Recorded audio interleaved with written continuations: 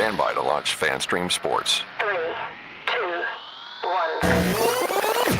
Let's start. Hello, sports fans. Welcome to FanStream Sports. Nothing but pure sports. This is the JP Show. JP, it is so good to hear you back on the air. Stand by. Now, here's JP. All right, welcome into a Friday edition of the JP Peterson Show. Very special Friday edition.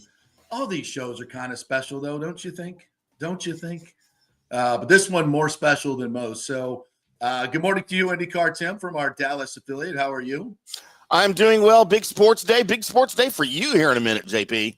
Yes. I got my my Bucco Bruce hat on here, creamsicle hat, in honor of the 50th anniversary celebration. It's going to be going on at Raymond James Stadium Sunday at 1 o'clock, which we're going to get into not only on this show, but also on Good Morning Football overtime show. Good Morning Football. I'm going to be joining them here at about 10:15 live. Now, you're going to be able to see this in Tampa and Good Morning Football overtime, which they play at midnight at MOR TV. So, so I'm did this last year with the Buccaneers, and they said, hey, 2-0, let's get JP back on, talk some Buccaneers. So we're going to do that. So I'm going to dip out of this show, and Timmy's going to run the show for a few minutes, and then I'll dip back in, and we'll get into Scott Carter's going to join us, I believe, at 10:35. So we'll talk some Florida, Miami. Huge game this weekend, and we'll be talking all kinds of Buccaneers, all kinds of stuff. So whatever you guys want to bring to the table as well. We already got some comments in the stream, don't we? Of course. Yeah. Oh, yeah. There they are. There they are. All the Petermans are in there. Good morning, guys. How are you? So, just set your DVRs on Good Morning Football. Don't worry. I'll clip it out, and you'll be able to see it. We'll put it out there. So we'll have a little on the social media. So how you doing this morning, partner? I'm worn out, man. It was a big sports night last night. Bills, Dolphins, and a little bit of controversy at the end of the half that no one is talking about, that I have video evidence of, that we're going to discuss, because I don't know how this can get resolved after the fact. Huge controversy. What are we talking about here? Josh Allen did not take a knee at the end of the half. This was a live ball. You want to see the video? You want to do it now? Yeah, I want to see it, yeah. All right. So, you take the knee, you hand the ball to the ref, right? But you take the knee after you have possession. Right. Watch what Josh Allen did here. It's not a hotel miles away, as you will. Meanwhile, Watch very closely when he takes the snap. Doesn't look like he put a knee down. Miles away, as you will. So Josh Allen, there was some shenanigans going on there. Attempts to take the snap with his knee on the ground. He lifts his knee as he takes the snap, and then he drops the ball. And then he picks the ball up and throws it to the referee. At no point when he had possession of the ball did he touch his knee to the ground to end the play. So that was a live ball that he throws to the referee right there at the end of the half. So what do you do? What does the referee do? You just, I guess by handing it to the referee, you're ending the play? Like, I've never seen that before. I guess. I mean, what would the official ruling be on the field if you've just got a guy running down the field and all of a sudden he just hands the ball to the referee? Well, I guess if they don't blow the whistle, it's a live ball. But if they blew the whistle, then it's a dead ball. But what are you going to see some one of the Dolphins players smoke the referee? Like, grab the ball from him? How great would that be, by the way? That would have been amazing. Very interesting. So, that's just something I noticed last night watching the game. It looks like they're setting something up for later on in the season. There you go. That's what it kind of looked like to me. It's like, what are they doing there? So controversy. Yeah. All right, partner. I'm gonna dip out, go over and do my national television appearance. Yeah. See if we can get some fan stream sports. Look, if we don't ever see you again here, JP, we'll understand, because you're. Look, see, I got my crest on. Yep. I got my we got the whole thing going on, so we're good. So I will be back with you guys. You are in good hands with Timmy, and we'll talk some. But there's still controversy about did they lay down? All the injuries going on with the Bucs. We'll have it for you. There he goes. All right, partner. All right, JP, we'll see you in a few. Have a good time. Do us proud. All right, boys and girls. It is substitute teacher time here on the JP Peterson Show. What do y'all want to do? Y'all want to throw some spit wads at the chalkboard? You want to bash the principal? I don't even know who the principal is at this high school. Is it Johnny? It might be Johnny. What do you do now? What do kids do nowadays when there's a substitute? Wait, do we even have chalkboards in schools? I might be aging myself, guys. Let's get to some of the comments here, as it is substitute teacher day. Well, not for the day, but here for in a few. Good morning, Nathan Elliott. Good morning, Christopher Cole. David Terry is already throwing his prediction out here. Bucs 21, Jets 14. I mean, I'd be happy with that, David Terry. Let's hope that they can show the Jets a little something better than that at home. But I would certainly take it. Good morning, James Rollerson. Go Bucks, Bulls, Rays.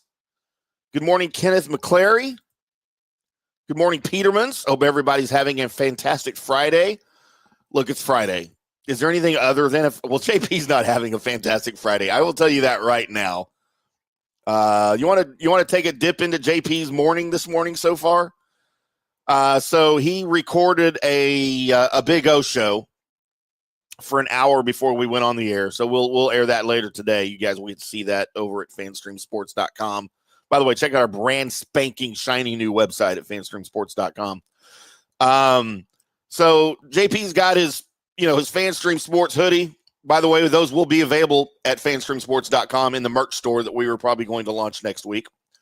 And for him to wear on the Good Morning Football appearance. And as he's setting up to do Big O's show early this morning, he spills coffee all over himself. So it's going to be a good start to the day when you spill coffee all over yourself. So then he's getting ready to set up with Big O. He did a thing with Matthew Boyer, the bookie to the stars, was on that we tried to book earlier this week. He finally came in early this morning, and they were on with Big O, and he was on with Big O. And again, that will air a little bit later today. Then he can't get his equipment to work because someone, not going to point any fingers or thumbs, somebody wasn't there to produce the show. And somebody else, JP Peterson, is unteachable in certain things. I'm just going to leave it at that. He's a little unteachable. So, yeah, he's had a hellacious morning. He didn't even jump into our room here to broadcast until like 2 minutes until 10 Eastern. But it is what it is. Lonnie Wilkins, good morning. Peter Mania running wild. There's lots of things running wild this Friday morning. Kenneth Bucs in a surprising 31-13 victory despite injuries. I think that's more of the score that we're looking for. And we'll get into listing all of the injuries that the Bucs are dealing with. I tried to put together a list this morning to the best of my ability because when you get to so many, you kind of lose count. And you guys can help me with that list to see if I've missed somebody. JS, good morning. Go Bucs, Bulls, Bolts, and Rays. Mike H, double reverb. Are you referring to the sound of the show? Because I think we're okay. Or is that a name of a band that you're promoting? That'd be a cool band name.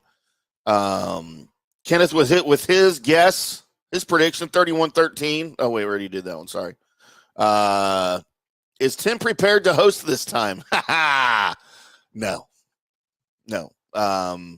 Hopefully JP's only going to be out here for about 15 minutes. Last time it was way quicker when he did this, last year? He said, I'll probably be off 20 minutes, so you need to prepare. And I did. I prepared stuff. We were playing I don't remember what it was, but we were playing a fun reindeer game with you guys. I don't even remember what it was now. And then he was only gone like 5 minutes. Kind of ruined the whole vibe of the substitute teacher game. But, yes, I am a little bit more prepared today. Thank you, JS. In honor of 1976, we all need to cream this weekend. Well, we're creaming on the show today, Lonnie. As you can see in the comment bar and our banner bars, we went creamsicle this week in order to do that for everybody. So, yes, everybody cream this weekend.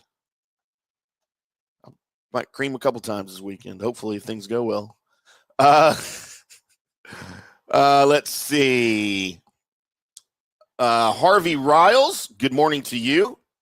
Mike H, sound good now. Okay, I don't know what was going on before, but I apologize. I haven't done anything. Thomas Casper, the clock ran out. So that's why was that before the snap at the half? Because I didn't notice that. I thought there was still time. I don't know. Whatever it was, it just looked weird, and I wanted to share that this morning. Seems like Tim is reaching on that one. Is that the conspiracy? Yeah, because I literally saw that like 5 minutes before we went on the air. I just, I gotta be like JP and make up conspiracies out of nothing. Have y'all ever noticed that about JP? Like this whole, did they let him score or did they not? Is it just me, or is he kind of just carrying this thing a little too far and going a little overboard with it? I don't want to say anything because I don't want to feel like he's having fun with it. And it was fun for the day that we talked about it. But I kind of feel like he's reaching on that one. I don't feel like there's enough there to talk about for an entire week after the game. I don't know. Maybe it's just me. I don't want to say anything because he seems to be having a lot of fun with it. Mike H, this is not a question for me. Since Manfred said the options are both sides of the bay, does that mean St. Pete is still in play? I think just from watching JP, and again, I'll make sure JP addresses this question for you, Mike, but it seems like from listening to him, literally everything is in play, but I would not, I would put the chances of a St. Pete location at about less than 5%. I don't think Major League Baseball is going to allow that. They'll do everything that they can. Mike H, do you watch NHRA? I do not watch NHRA. I'll watch highlights if they come on whatever sports highlight show I'm watching, which is never Sports Center. Don't ever watch Sports Center. Don't waste your time. I've never gotten into drag racing. I kind of don't get it.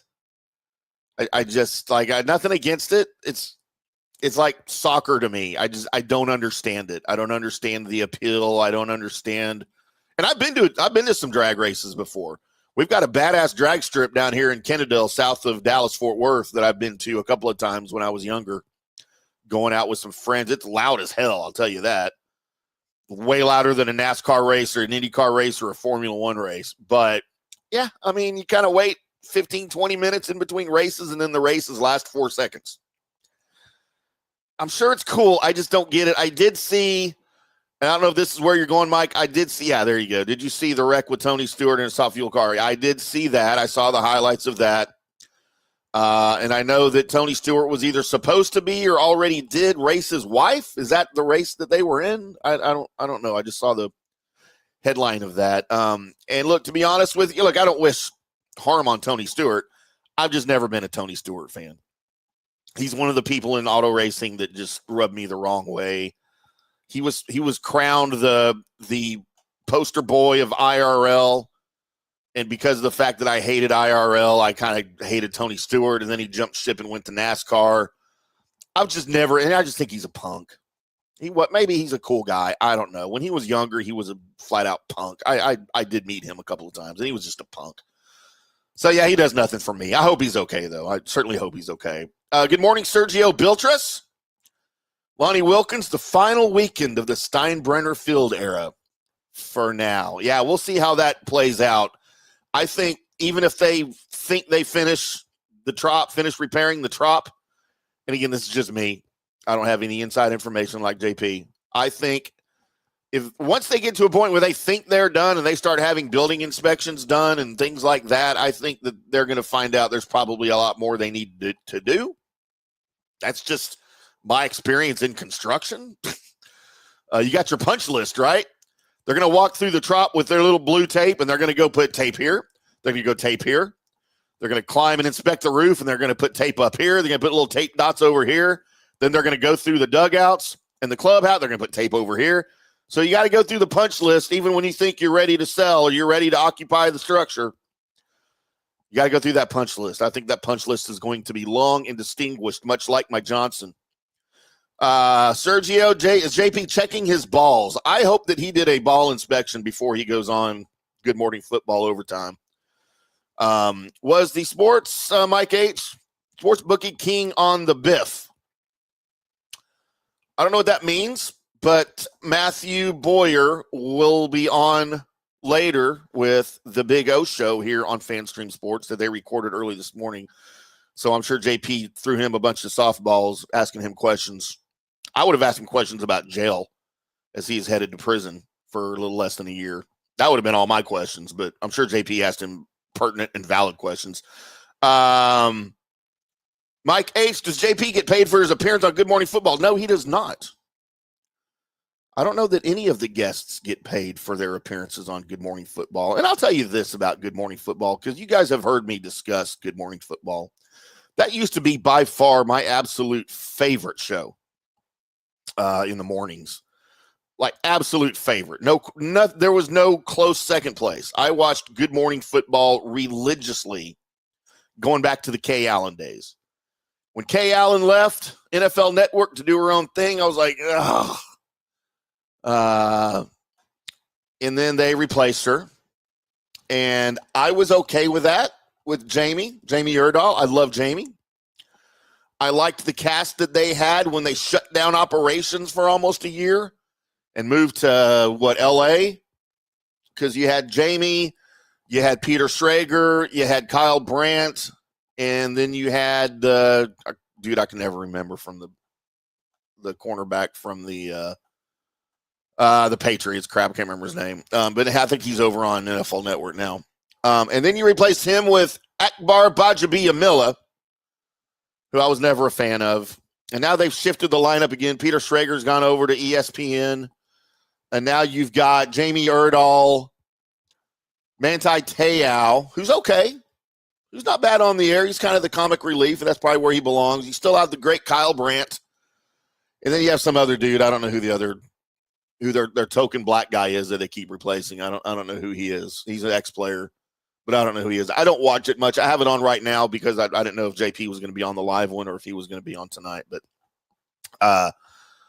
no, I don't think they. By the way, we are trying to get Kyle Brandt on the JP show. I've been working on that for a little bit, and we would love to have Kyle Brandt, because if you guys don't know Kyle Brandt's history, if you guys are my age or a little bit older, a little bit younger, and y'all were fans of The Real World back in the day on MTV, Kyle Brandt was a cast member on The Real World.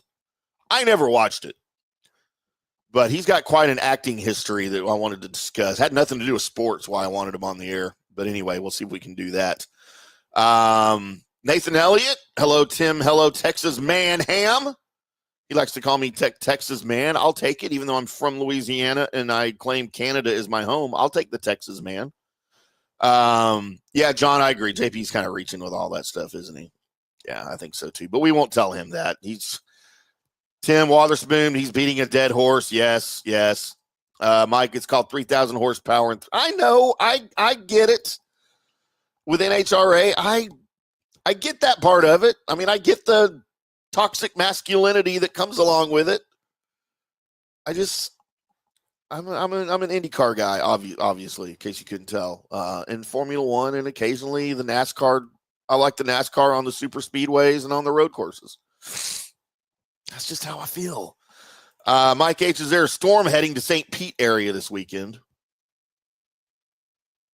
I'll have to check my meteorological sources on that. I will check for you. Lonnie Wilkins, are creaming and a big O the same thing? So by definition, Lonnie, no, because you can have a big O physiologically without creaming.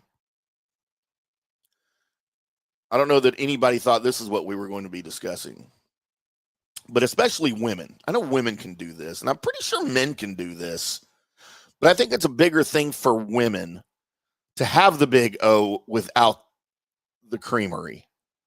I know physiologically that's possible. So I don't think they're the same thing, but they do. It does work out well when they go hand in hand. I'll just leave it at that. John Hill, your buddy Scotty Scheffler has a secret Chipotle location in Dallas. I know exactly where it is. I do. I know exactly which Chipotle it is. I've been there by accident. Not because that's where he goes, but we have ties to Scotty here in Dallas, and it's not really a secret here. Everybody in the area knows where he goes, and everybody in the area knows to leave him alone. You'll get a wave. He'll be sitting over in the corner if you walk in, and if you acknowledge him, if he's looking, he'll wave back. But people, for the most part, are pretty good about him. Yes, Tim, it is Devin McCourty. Thank you. That's exactly who it is. And I like Devin on the show, but he didn't want to make the move, so they replaced him with Akbar Bajabi-Amila, which was fun to hear Jamie Erdahl introduce him every morning. But no, that's not. I just don't not a fan of the lineup now. I don't like it since they moved to California. Jamie Erdahl is still a doll and probably one of my future ex-girlfriends at this point if she ever gets divorced. But, it is what it is. What was the reason they brought JP on? Was it about Baker? I think it's about Baker. I think it's about the injuries. I think it's just in general about the way the season has gone. The Bucs have, if this is true, now I did not confirm this, but I saw this over on one of the local Tampa TV station websites that I was perusing this morning in preparation of the JP Peterson Show. Contrary to popular belief, I do a little bit of preparation on these at night and in the morning when I'm not drunk or hungover. They said this is the Bucs' first opportunity to go 3-0, or the first time they could go 3-0 in 20 years. I have not verified that with my hard study research, but I believe that to be true if that's what they are saying. So yeah, that's probably one of the reasons he's on. And they loved him last time. They had a lot of fun with him. He and Peter Schrager had a fun back and forth last time about Liam Cohen going to the Jets, and that was what spawned the quote, "He ain't effing leaving." That's my JP impression, by the way. He ain't effing leaving. It wasn't about him leaving for the Panthers. The quote was about him leaving for the Jets. And technically, JP was correct because he did not leave for the Jets. He just went to the Panthers. I'm sorry, the Jaguars, not the Panthers. Yes, I know Dave Canales is with the Panthers. JS, good morning to you again. Canada man, Tim. You know what? I'll take that, man. I will take that. I have a long and distinguished and varied past in history, and sometimes very sketchy history. If you know, you know, and y'all don't know. Mr. King, drag racing is cool to do, but extremely boring to watch. All right, you know what? I'll take that. I've never been in a dragster. I street raced as a teenager. My 1973 Volkswagen Super Beetle with the Porsche 914 1700cc motor that I put in it. But, yeah, I don't think I was going as fast as those guys are. I'll let JP address this one too, Mike H. Does Kevin Cash want to come back for 2026? I don't know why he wouldn't. Under the new ownership group, things are only looking up. But maybe not. JS, the only storm in St. Pete this weekend will be Stu. Hurricane Stu. He's effing leaving. I believe that to be accurate. Good morning. Football rotates the fourth person, says Nathan Elliott. Kyle Manti and Jamie are the stable commentators. Yeah. Like I said, I haven't watched it in a while, like since Peter left. I just haven't. I got kind of tired of it. I get tired of the little game show things they play, which is weird because those are the things that typically I enjoy.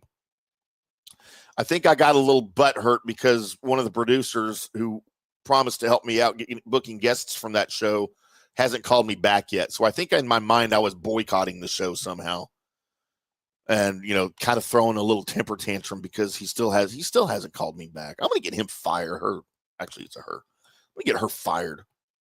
But yeah, you know what? I didn't think I was going to enjoy Manti Te'o on the show, but he's actually pretty good for what he is. And I guess he had a snafu, as he often does, not often, as he occasionally does on the show, you know, getting some facts crisscrossed.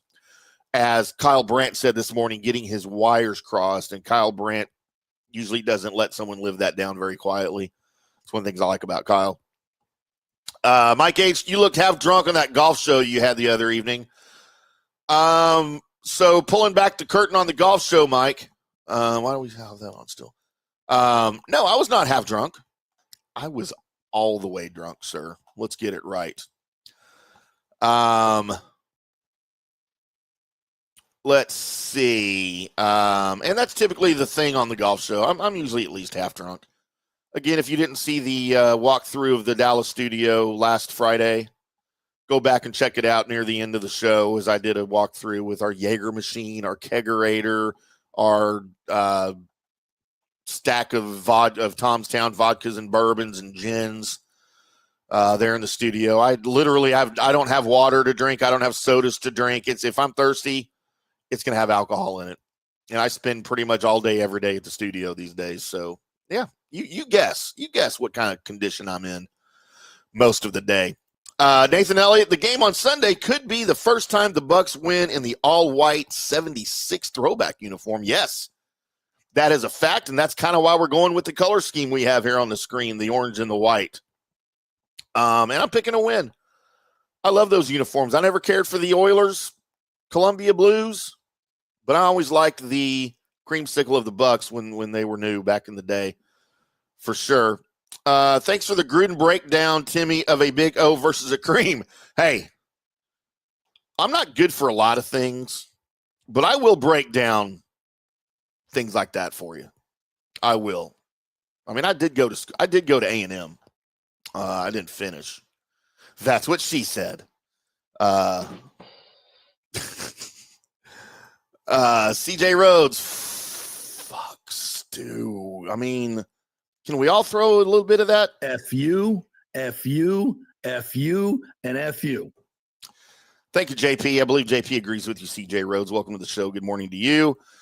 John Hill, can we interview Molly? Okay, look, John. John Hill has been on me about Molly Karam quitting whatever. Is it First Take she was on? John Hill has been on me relentlessly to go get Molly Karam for Fan Stream Sports. And I will tell you, John, I'm pretty sure we don't have the budget for her. Hell, we don't even have the budget for me. All right. But I think that would be a hard get. I think I might rather date her than have her on the show. I'm not gonna lie. We'll get to some more of your comments, some more Bucs talk. We'll talk about Chandler Simpson's big game as the Rays split with the Blue Jays, and get ready for the Boston Red Sox coming up, JP. But it is commercial time. What the hell's going on in here? What happened while I was away? We're talking Big O's versus creams. we got a lot going. We got a lot going on here, buddy. I'm not going to lie. Big O's versus cream. What are we talking about? Is that Oreos? You'll just have to go back and review the tape. We're not getting into it for your benefit, sir. Okay. We were having fun while the teacher was gone. We played substitute teacher games. I like this from CJ Rhodes. Yeah, we just did that. F2. Yeah, absolutely. And then I threw this at him. F-U, Attaboy. F-U, and Attaboy. F-U. Peace out. I'm going to go have a Guinness. That's right. All right. So Scott Carter's coming on. He's going to be on the phone, though. We got to get him on the phone. Can we do that? Yeah. Is that possible? Yeah. All right. So quick break. We'll come back and I'll tell you all about my Good Morning Football. That was fun. We had a really good time. It went somewhere I didn't think it was going to go. Hey, this went somewhere we didn't think it was going to go to while you were gone, so that's good. Good. That's what we like, the unexpected. That's entertainment, right? That's good. All right, we're brought to you by the Jeeves Law Group, Jeeves lawgroup.com. They're local, they are trusted, and they get results. If you're in an accident, you know to call Scott Jeeves. He is the man. Local knowledge of the local legal system really matters, folks. So there's some bigger groups out there, but go where you're going to get that personal attention in personal injury, and that's the Jeeves Law Group, non-attorney spokesman, offices Tampa, St. Pete. And, of course, we love the folks at Genesis of Tampa.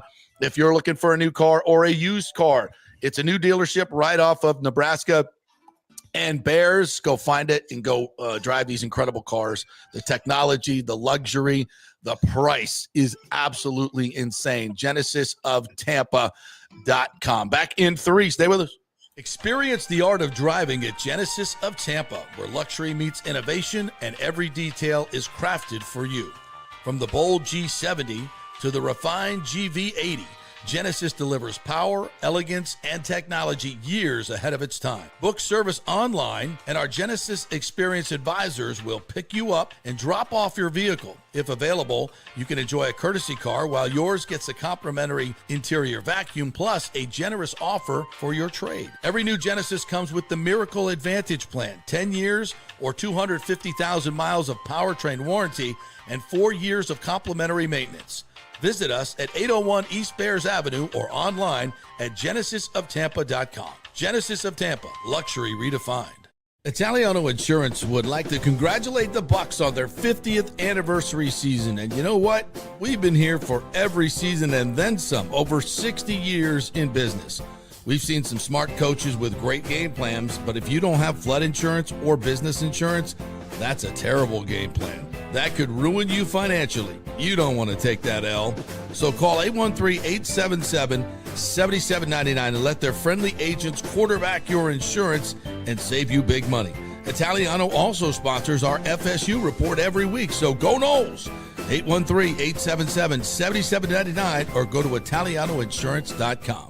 JP here for Riveters, our new official sports bar and grill of the JP Peterson Show. And just like our show, no BS, no corporate chain feel, just amazing, authentic folks serving great comfort food in a casual atmosphere at unheard of prices.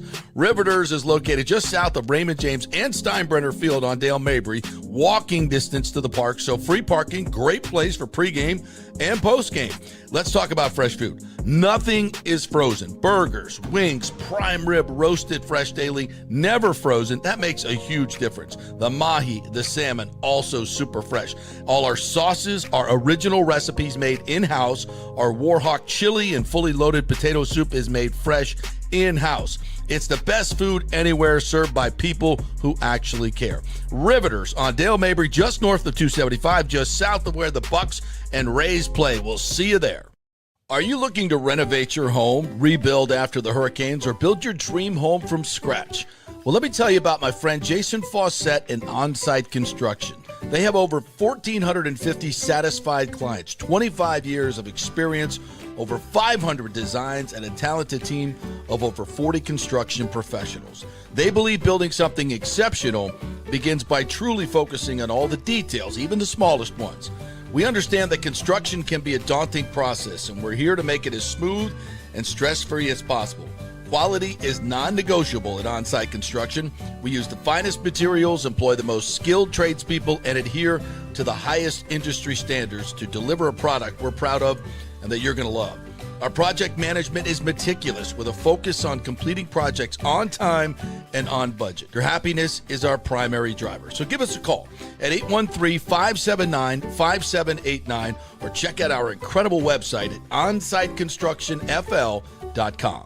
Are you having legal issues with a business partner or other legal business issues? The attorneys at Walters, Levine & DeGrave can help. Call 800-616-0384 for a free consultation. At Walters, Levine & DeGrave, we've redefined what a law firm can be with top-tier attorneys, personal service, and 26 years of success. From business law to civil litigation, we deliver smart, client-focused solutions. Walters, Levine & DeGrave recently won a $6.4 million jury verdict from a large real estate developer, and they can win for you too. Walters, Levine & DeGrave. Let's solve it together. Not attorney spokesman. For a free consultation, call 800-616-0384 or go to walterslevine.com. Offices Tampa, Sarasota.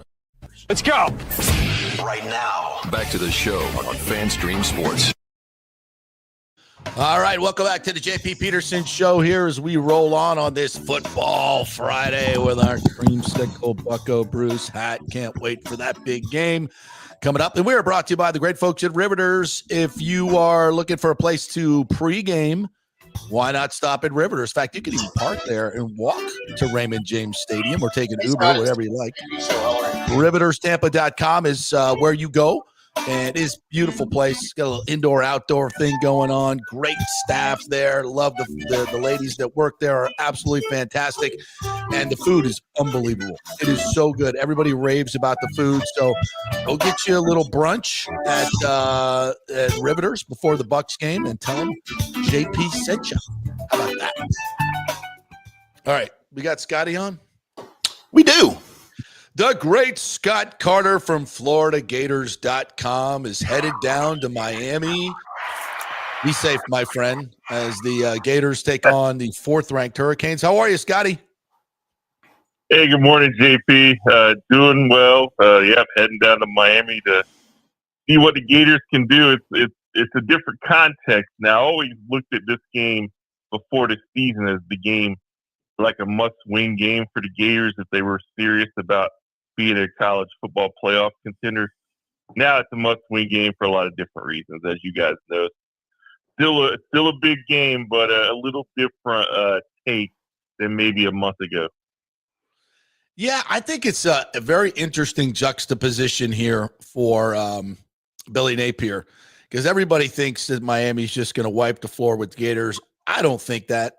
I think this is a very talented Florida Gators team, and I think if we learn one thing about Billy and this team is they have fight and they're not going to go easily. And this is an opportunity to completely reset your season and go down there and win a game against the Miami team that's really, really good.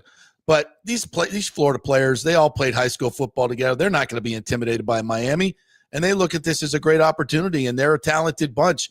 I think this is going to be closer than the odds makers think, and I think it's a great opportunity for the Gators, and I'm sure Billy's been preaching that. You've been around the team all week. Is this the vibe you get? Yeah, I mean, that is the message. I mean, they're still talking about how confident they are. They're still talking about they believe DJ Lagway is getting closer to being what we saw last year. So it's just that point where, you have to go out and do it on the field. On paper, yeah, I think what you're saying, JP, is correct. I think Florida's roster is easily talented enough to compete with Miami. It's just Miami's been playing really well the first 3 games.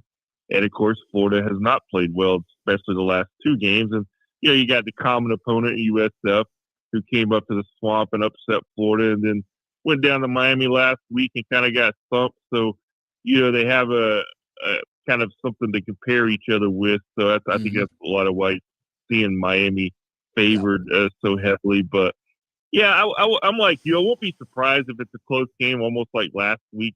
The Gators had every chance to take that game, but they just didn't play well enough, and they're going to have to avoid the same mistakes to avoid a different result in Miami. Scotty, what do you think have been the biggest problems? I mean, obviously 5 interceptions last week, a very un-DJ Lagway-like, obviously. So is it just basically his accuracy? I know it's not just him, but what do you think have been the biggest problem so far? Well, to me, it's all on offense. I mean, you look at their defense; they're playing well enough to win games. You hold LSU to 10 first downs and 316 yards. You're playing well enough to win on the road.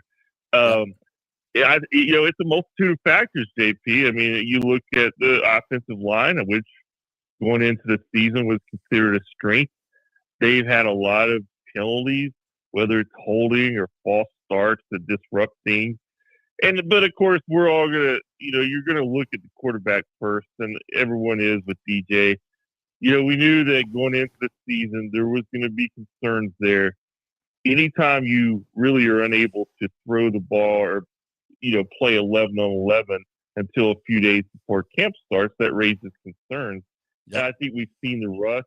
I think we've seen some mechanical issues that have kind of cropped into the equation with the footwork. So it's just a lot of stuff. And then, of course, the fans are, hard on Billy Napier's play calling. So it just adds up, JP, in these kind of moments. Yeah, and I think there's also some questions about the discipline of the team. You had the spitting incident, and you had a coach who's now been suspended for 3 games because I guess he was inciting a fight or certainly didn't tamp it down before the game with LSU. I mean, what can you tell us about that incident? And just in general, does he have control of this program? Yeah, I mean, I think that's one of his strengths. I've always thought the building is, I mean, you look at the roster, the players are mostly good guys, and they've really bought into his culture, and they don't really get into trouble outside of football. But then you see these uncharacteristic mistakes. So there's the penalties that we talked about, the spitting incident with Brendan Bett, and of course, Jabbar Luke last week, the assistant coach, who, in my opinion, I think he's probably as good as any coach on staff. He's done a really excellent job with the running backs, and I think he just had a bad moment there where there was a couple of skirmishes pre-game, JP, where the teams come out during the warm up and they get close to each other. Yeah. And, a lot of Louisiana guys on Florida's team, Luke's from New Orleans. And I don't know, I think the moment got the best of him and he pushed or slapped the player and they broke it up pretty fast. But, as a coach, you can't do that. The SEC saw it. They suspended for 3 games. And just one of those moments. But I still say I think one of Napier's strengths is as a culture builder. And he's really – the players have his back. But, again, if you don't get the results on the field, it just starts to kind of splinter a little each week. So that's why it's so important that they have some success, because I think they really need it right now. Yeah, I think it's well said. That's why I think I sense a turnaround in this team. He hasn't lost the locker room, right? I mean, you don't sense that at all. No, I really don't. And I've been around teams as you have. You know when that happens, and these guys, they're not checked out by any means. And I think Billy's doubled down in the last couple weeks. I mean, he's come in on his Wednesday night press conference each night, as pumped up as I've ever seen him, and talking about he really likes what they're doing out there. They're close. He said they were a few plays from being 3-0 this week, and of course that didn't exactly go over well with some of the fans. But I get where he's coming from. I mean, they have been close in these 2 losses. I mean, they could have easily won both games, but shoulda, woulda, coulda. That's not where they want to live. They need to go out and do it, and they have a great opportunity at Miami, and they win that game, and suddenly they're re-energized going into the bye week with Texas coming to town. So this really is, to me, a huge game for the Florida as a program, and we'll see what happens. Scott, the Gators are looking to avoid their first 1-3 start since I was a sophomore in high school in the late 80s. I won't say what year. I don't want to age myself. And look, Napier's under 500 for his career at Florida. He's 20-21 now. He's 4-15 against ranked opponents, and he's 0-12 in those games when they're not in Gainesville.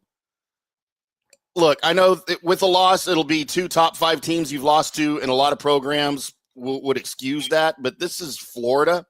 Those are games they're expected to win. At what point does the luck run out for Napier in Gainesville? I mean, that's kind of the $20 million question, right? That's the buyout, and you're going to see all kinds of speculation. You already are seeing it. It will only grow if they lose on Saturday to Miami, and like you said, you're 1-3. First time since 1986 that happened. We must be about the same age, Tim, because I was in high school about that time. So yeah, man, it is what it is, as they say. I think what's really hurting Florida right now more than anything, I mean, they've had the number 1 strength of schedule now 2 years in a row. And it's great. It's great for ticket sales, and it's great for TV ratings, but it's hell on a head coach. And it's when if they could ever use a cupcake game, it was this week, just trying to get back on track. And instead, you leave number 3 LSU and walk into number 4 Miami, and then you got number 8 or 7 Texas waiting on you, and then you have to go to number 10 Texas A&M. Oh yeah, Georgia's on the schedule, Tennessee's on the schedule, Mississippi, Ole Miss. I mean, it's just a brutal schedule. There's no other way around it. But you have to win some of these games if you're Florida, like you said. This is Florida, and people. I think the days of expecting to win every game at these elite programs, they're over, because the scheduling is a lot tougher nowadays. But you got to win your share and be in the conversation. I think what really hurts Napier is Florida has still never made the college football playoff. And here we are in its 12th year, and that's just hanging over the program right now. And they need to get in there to show they can do it because we're accustomed to seeing Florida at that stage until, 12, 15 years ago. So it's just a different world, and it's a tough challenge, no doubt. So we'll see. We'll see if they can pull out of the hole again. They did it last year at the end of the season, and they're trying to pull off the second act right now. 6 out of their next 8 games are against top 15 ranked opponents right now in the top 25. That's ridiculous. It's just brutal, man. It's brutal. And that's the thing about Napier is I think he's a good coach. I think he's a good program builder. I'm not sure how good he is as a game manager. I mean, Scott, and the fans have talked a lot about that. Where do you come down on that? I think some of the calls have been a little bit, and play calling's really elusive to kind of to bitch about because we don't know the personnel issues that he's dealing with, blah, blah, blah, blah, blah.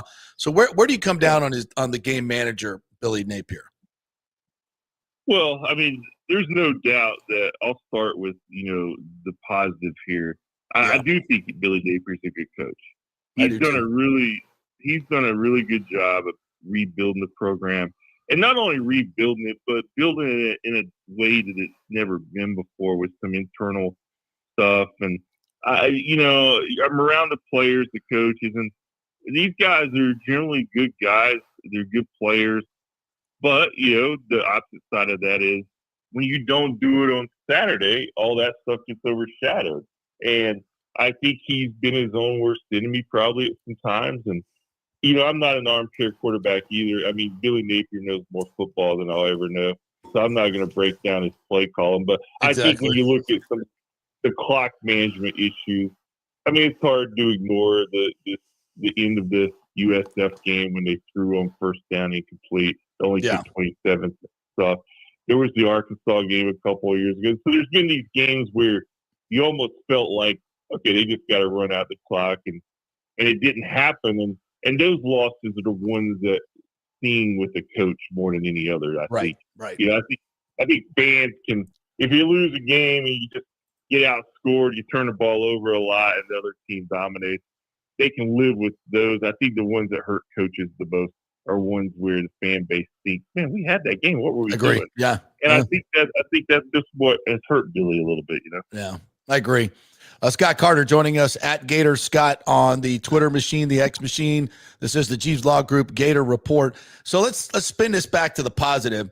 And listen, Miami loses 1 or 2 games a year that they should win, that they're heavily favored. And usually it against much lesser opponents than the Florida Gators in terms of their roster talent, talking about Georgia Tech, et cetera, et cetera.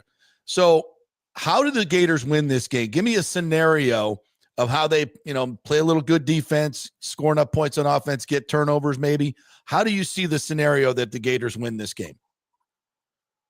Well, first and foremost, the 1 and 1A is, DJ Lagway has a bounce back performance, an efficient performance, doesn't need to throw 5 touchdown passes, but can't give the ball away. Yep. Offensive line cuts down on the penalties we talked. And I think right there, getting the running game going with Jaden Ball to help DJ out, I think those are the 3 things on offense you have to have. And then defensively, just keep doing what you're doing. I mean, they're playing well defensively. I think you're seeing guys get better each week. Now, they are going to be without Caleb Banks, who re-injured his foot, the defensive tackle last week making his debut, and now he's out indefinitely again. So, there's going to be some depth issues up there if it's a heavily controlled game by Miami's offense. But I think it really starts to me with Florida's offense. If it can play more efficiently and just cut down on the mistakes and get points on the red zone drive, I think it's going to be a really good game. Now, if they turn it over early and Miami gets that momentum, then it could be a really ugly day. But I just think it starts with a crisper offensive performance. What do you sense crowd-wise? I think the Gators will bring a bunch. What do you think? 70-30, 60-40? What do you think? Gator crowd in Miami. Yeah, there's a lot of Gators down there. I mean, I've always looked at Miami as a program that beating Florida, other than winning the national title or something like that, I think beating Florida is one of their biggest moments. So, the Canes fans are going to be fired up. So I expect it to, be in Miami's favor in crowd-wise. But, yeah, there'll definitely be a lot of Gators down there. I think this is going to be a good one. I could be wrong, but I sense a Miami doing a Miami. They do this once a year, and I think Florida's pissed. I think they're talented. They won't be intimidated, and that may take Miami by surprise. We'll see. Yeah. We'll see. I'm definitely taking that. It all depends on Lagway, right? I mean, it's got to come down to Lagway for the Gators. He's got to have a good game. Yeah, that's the way I'm looking at it, guys. And everything you guys are saying with Miami, you're right. They seem to have one of these games every year. Mm-hmm. I was digging through their notes. They do seem to have – they are playing better. They've won 9 in a row at home. Obviously beat Notre Dame as their signature win this year. This is their 4th straight game at home. So, they haven't really left South Florida yet. So, do they get a little complacent? I'm sure that's what the Gators are hoping. Mm-hmm. I don't think you have to worry about the Gators as their energy. They're going to be fired up. They know what they're playing for. Yep. But you just, once in a while you catch a team sleeping and you get that win. So I know that's what Florida's aiming for. Carson Beck. I think I'm trying to think. It's been a while since. How did Carson do against Florida? I'm trying to remember. He's 2-0. He beat them the last 2 years at Georgia. Last year, not great. He threw 3 interceptions. Yeah, he wasn't great, right? Yeah. But I was looking at his stats. I think what they're doing with him, they're getting the Carson Beck they kind of paid for. He's been a really good game manager. He's completing 79.3% of his passes, which leads the country. So, and I was watching some of their game against USF, just the replay. And I was really impressed with Mark Fletcher Jr., the top running back. He's a big, strong-looking dude. He's a dog. And then, of course, Reuben Bain Jr. on that defensive line. He only played a few snaps last year at the Swamp when they came up here. He got hurt early in the game, but he's their leading tackler. He's back. So it's going to be a challenge. I don't see many scenarios where Gators go in there and just blow them out. But I do see a scenario where if Miami plays the way they've been playing, it takes that lead early. You know how that can have a mental effect on a team that's struggling. So hopefully it won't happen. Hopefully it's going to be one of these classic games that we could be talking about for a few years, and we'll see. But it is an intriguing matchup on a lot of levels. Yeah, I might be wrong, but I think it's going to be a much closer game than the experts think. But we shall see. Scotty, be safe down there. Enjoy the festivities. Anything else we need to know? Just heading down in a short while, and I know game day's down there, so they'll have a lot of pregame stuff. Coral Gables in the morning, and then, of course, ESPN's top crew will be calling the game at night. So one of these last time these teams are slated to meet for a while, guys. They home and home these last few years, but now that the SEC has adopted a 9-game conference schedule, I really don't have a clue when they will play again against Miami. So I love these games. I wish Miami, Florida State, Miami. I wish they all play every year like they used to. Yeah, this is I was reading this is the 35th year that all 3 schools will play each other in the same year. But after this year, there is nothing on the books between Florida and Miami anywhere in the near future. That sucks. Yeah, I have a feeling it's going to be a while unless they meet in the bowl game or the college football playoff or something. Or Miami joins the SEC. Hey, you know what? Hey, I rule nothing out these days, guys. Or Florida gets relegated to the ACC. Or Florida. That's that nasty. Is a scenario that I don't think Relegated. Oh my, that's me. How you like that? All right. Thank you, Scotty. Have a great week, my friend. Appreciate you. All right. See you, fellas. Scott Carter right there at Gator Scott on the X Machine. This is the Florida Gator Report brought to you by the Jeeves Law Group. My man Scott Jeeves he's all over Napier. He's like, fire him. I get it.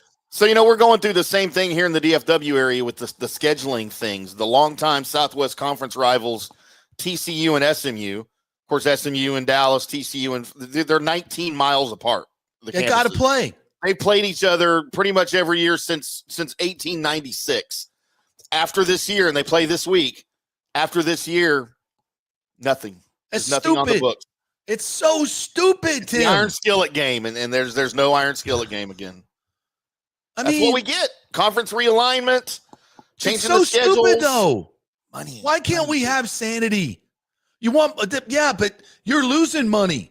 Yeah, I agree. What's the gate going to be? SMU against Wake Forest compared to SMU against TCU. Yeah. You packed the house. Even with like USF in Florida, if Florida comes to USF, it's a game changer monetarily for USF home field schedule. Yep. We got to figure it out, man. I already have it all figured out, but who's listening to me? We can do this. It's not that hard to have the regional rivalries that are the lifeblood of college football, emotion, fans. It's like, this is not hard. It's not hard to do. Maybe you schedule a local rivalry instead of one of your cream puff games against the MAC. Yes. Oh, but we got to have some. Well, if you're Florida, though, and I get it, your SEC schedule is brutal. Yeah. And you're going to play Florida State every year. And how can you play Florida State and Miami and a 9-game SEC schedule? I get that. That's too much that's why Billy Napier is going to get fired. Yeah. Because this schedule and freaking USF, guess what? They beat you. That was supposed to be a cream puff, but it's not. USF's not going to be a cream puff. Not with Alex Golish at the helm. I mean, maybe the narrative is different for Billy Napier right now if he'd have beat USF. Oh, hell yeah. Yeah. Sure it is. Not only that, if they beat LSU. And folks, if you've watched these games, they should have won the USF game. And they very easily could have been. To Scott's point, you hold LSU to 300 yards. Yeah. Nussmeier and that offense at LSU in a night game, and you throw 5 picks. Come on, one and a pick 6. I'm telling you, Florida is way better than people think they are. And Miami they always do at least one a year. So, but listen, Miami's really good. They're really freaking good. They're as good as I've seen them since 2001. And they're Carson Beck. I could quarterback that team, bro. Hand off to Fletcher and just throw it up to CJ Daniels. And these receivers are just ridiculous. They're so good. So listen, Miami's talented. Beck's had his problems with Florida. He's got 4 touchdowns and 3 interceptions all time against them. That's right. He's had his issues. That's right. If Florida can get a turnover early, and you'll be surprised at how loud this Gator crowd is. I bet it'll be closer to 50-50. It'll be closer. This is not going to be a huge Miami home field like you would see, in Florida at the Swamp or Alabama or Doak Campbell Stadium, dare I say. It's not going to be that. It's going to be more like 60-40, maybe Hurricanes, Gators, maybe 50-50. So I can't wait. I think it's going to be a great game. Freaking awesome game to watch. 7:30. So 7:30. College game day is there. Actually, I just got a picture sent to me, which is so weird. You got a Pat McAfee. Now this is my friend Timmy Flasher. His son goes to UM and he played for FSU. So this is the college game day setup, and I guess that's on Coral Gables campus. So they're down on the campus, which is 45 minutes away from the stadium. Well, they didn't want students traveling to the stadium ahead of the game. Nobody does that. Right. That'd be silly. I get that. But, it's just one of the inherent problems of having a metropolitan university so far. Like if USF hosted game day, have we ever hosted game day? What's interesting is why would you have? I don't think USF has ever hosted game day. I could be wrong. I mean, I'll have to double check that. But they did shoot the big college game day open many years ago, like with all the Big and Rich and all the They shot that on the USF campus, actually. But as far as game day being here, I don't know if they ever have. But if they would be on campus instead of over at Ray J, unless they were doing it, unless it was like a noon game. So, yeah, that's just weird. When they come to Tallahassee in a couple weeks for the undefeated top 10 showdown between Miami and Florida State. Wow. Game Prediction. day. We're coming, Bold aren't we? Aren't we? Oh, you don't like FSU? You're going to go to another game? You can't bring game day to Miami versus Florida State? Everybody tells me I'm crazy, but we'll see. Conspiracy theorist. We talked about you, by the way, JP. We talked about you when you were gone behind your back. Well, I hope you did. Me and the listeners. Yeah, the You Petermans. We had a little slight discussion about you and your conspiracy. Well, I see theory. B firing off his stupid shit in the comments. I'm coming for him. You little cat-loving avatar freak that you are, B. Meow.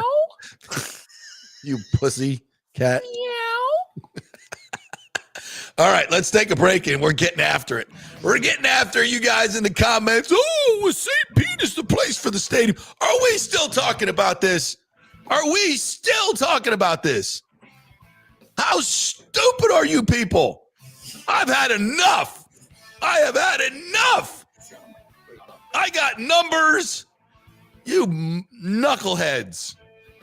Good God. All right, we're brought to you by the great folks at Italiano Insurance who are going to tell you, get your business insurance, get your flood insurance, make sure your home is fully insured, because 40% of you are not smart enough, because you probably still think the stadium should be in St. Pete to insure your home to its value. Yeah, I'm talking to you, B, and Mike H, coming at you. So ItalianoInsurance.com is where you go to figure that stuff out. All right?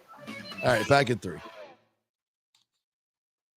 The Gold and Diamond Source is working every day to be your family jeweler. Right now, a $5,000 engagement ring with 0% interest can be yours for just $83. So don't let the holidays sneak up on you this year.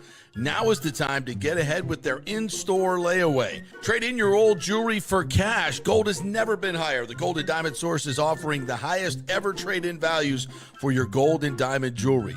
Now is the time to get your holiday shopping started. So come in now, relax, shop, and save at the Gold and Diamond Source. We love Julie and Steve Weintraub, great local philanthropists, and you can find them at 3800 Omerton Road in Clearwater, where you'll always find the perfect gift, only at the Gold and Diamond Source.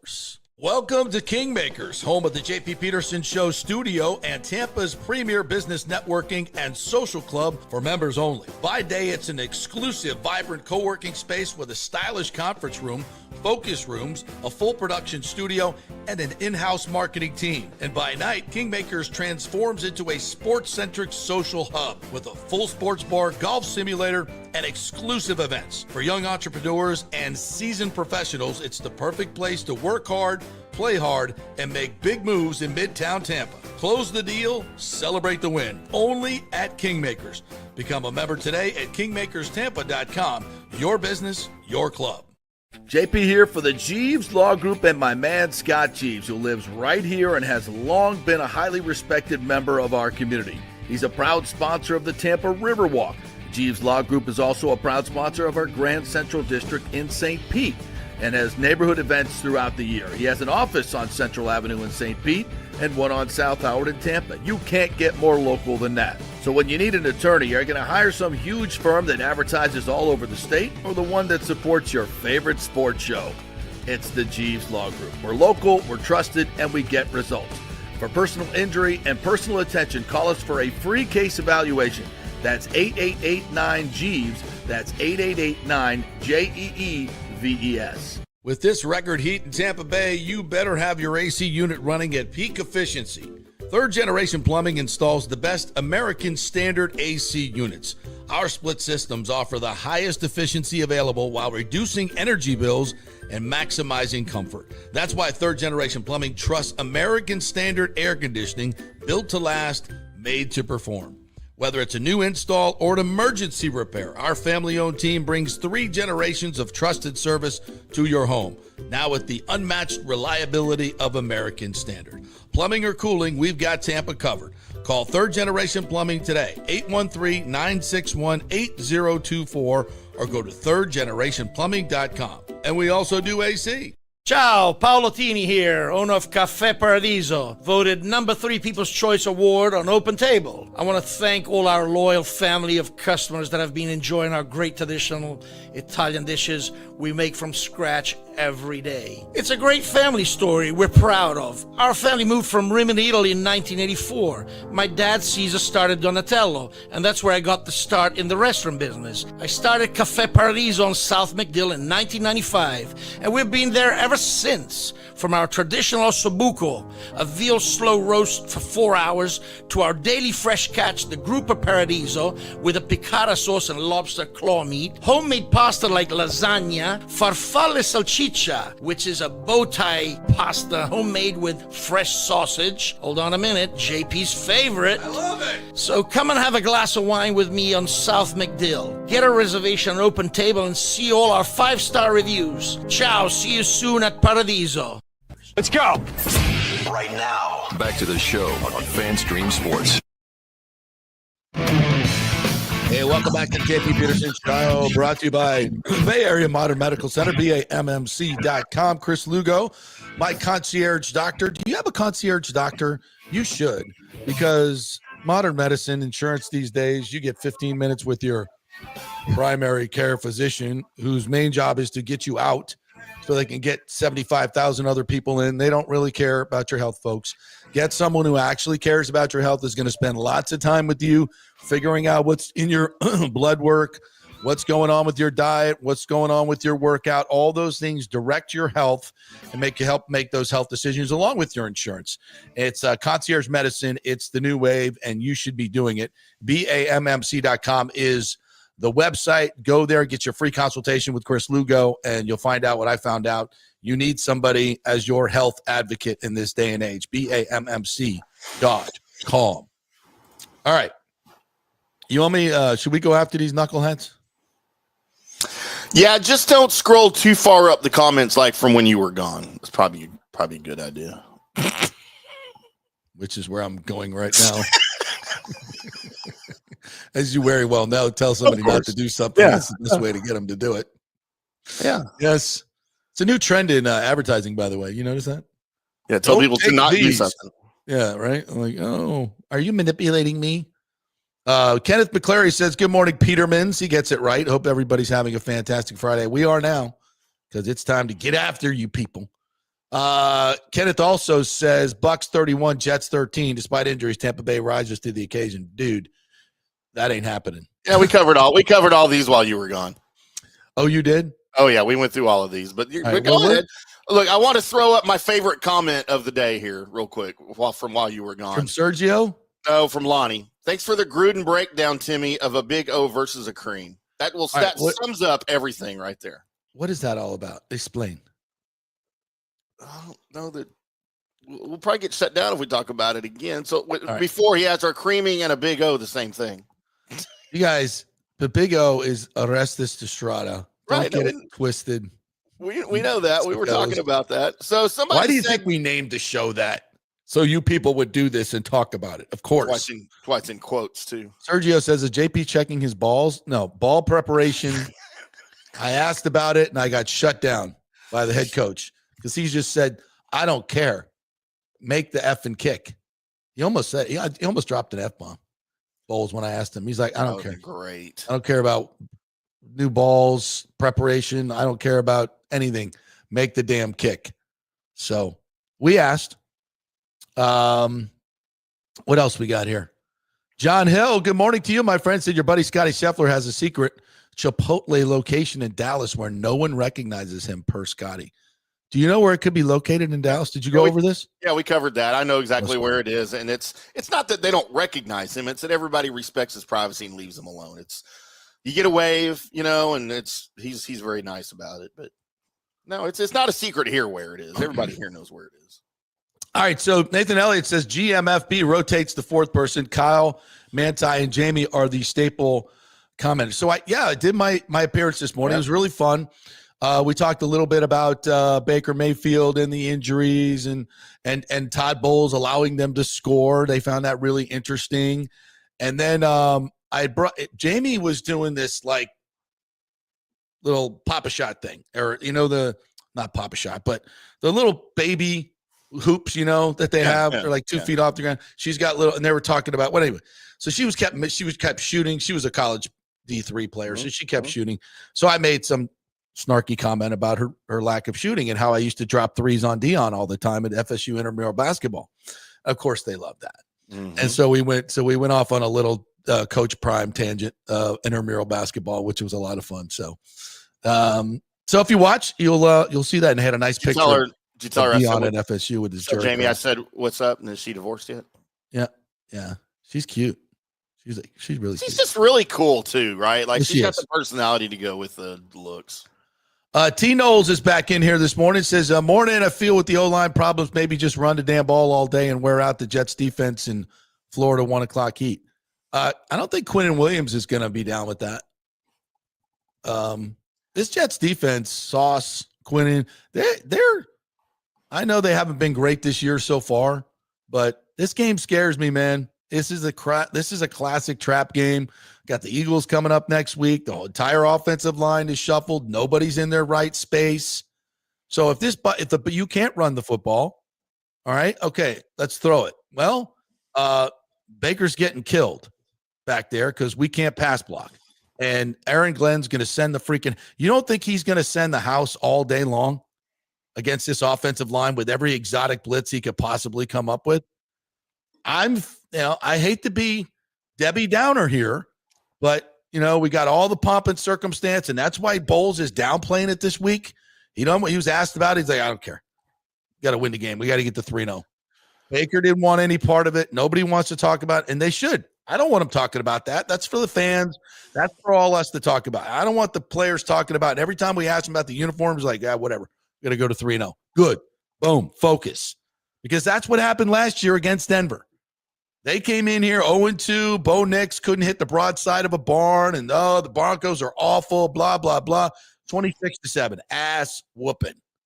Ass whooping. And that wasn't – and the Bucs didn't have a ton of injuries in that game. So if y'all think, the Jets suck and blah, blah, blah, they got Justin Fields is out, Tyrod Taylor, the guy who beat the Bucs before, and we struggle against backup quarterbacks for whatever reason. Listen, I'm not saying that the Bucs are going to lose, but I'm saying to you guys, you 31-13 guys out there, and you know who you are. Okay. All right, give me 20 points. Give me the Jets in 20.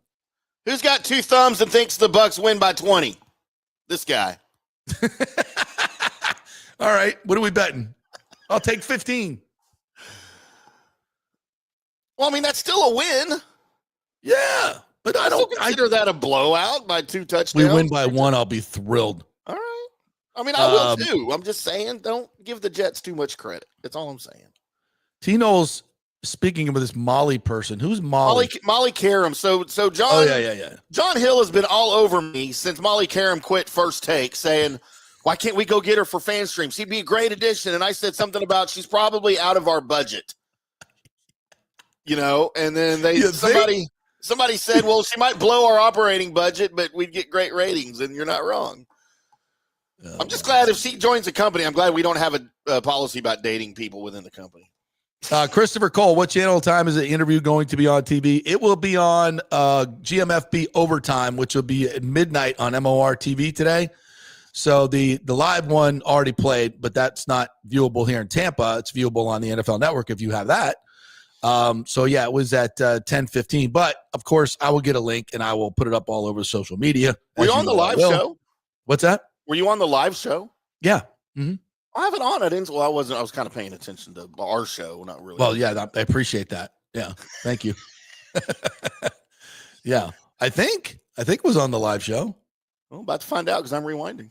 Oh, there you go. Okay, when you get there, send me some pics and some video. All right. So Mike H says Manfred even said both sides of the bay are in play. Does that mean the misaligned St. Pete location could still be in play? What about Al Lang's site? People could catch fly balls in their kayaks. Oh, my God, Mike. I love you to death. You know that. But what are we doing? Are we still talking about this? Seriously. Yes. B says, Mike H., just wait. The HSN site in St. Pete will be in play. Right by the bridge, much more central than the Trop. JP is very soft. He thinks driving across the bridge is like climbing Mount Everest. I don't have a problem crossing the bridge, bro. It's the other 3 million people that don't like to do it and have better things to do than go to some crappy stadium that takes an hour and a half each way to get to for most of the bedroom communities of the Tampa Bay area. We got 30 years of data, kids. 30 years of data. Actually, we got 100 years of data from Major League Baseball that has a rule that you can't build a stadium that doesn't have at least 1.5 million people within a 30-minute travel time. That's why they told them not to build it there, because they knew it would be a bust. And now you want to build another stadium in the same effing place. What is wrong with you people? But they just built a new bridge, JP. That has the same amount of lanes. It doesn't have a train on it. Why would you build a new bridge without a train? Or train tracks? What are you doing? It's let's build $1 billion bridge. Oh, and if we ever decide to actually have some mass transit, shouldn't we maybe put a monorail track on it too? I don't know. Maybe. You guys got me all riled up this morning. You should have been here while you were gone. Jesus, folks. Here we go, Mike. Mike, I think St. Pete could put 25K into seats every night, as much as that town is growing. Last year, they put 17,000 per night.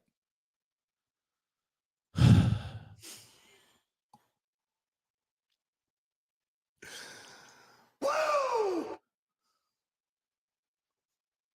Shefty. Yes, it's growing. It's growing up. So what are we going to get to 800,000? You're still at half of what you need for the Monday through Thursday games. If you're going to build a new stadium, why not put it where there's 2.4 million people within the 30 to 45 minute drive? Buy a Brightline station, buy a other stadium that has already proven that they can sell out 350 games in a row, Amalie Arena. Sorry, Benchmark International Arena. Better get better at saying that. Why don't we put it in the middle of the market? If we have a choice, should we not build it where most of the people are? Where we have history of success in this template like they did in Atlanta? Building a CRA zone, financing it through basically user fees, and a new group coming in that's willing to pay more than half? Why would you make the same mistake? Have you not seen what happened in Miami? You build a new stadium, guess what? They might not come if you build it in a bad location again. Why are we even talking about this? And I'm not anymore. Just ridiculous. It's not, nobody's afraid to go over the bridge. B. What if you fall off?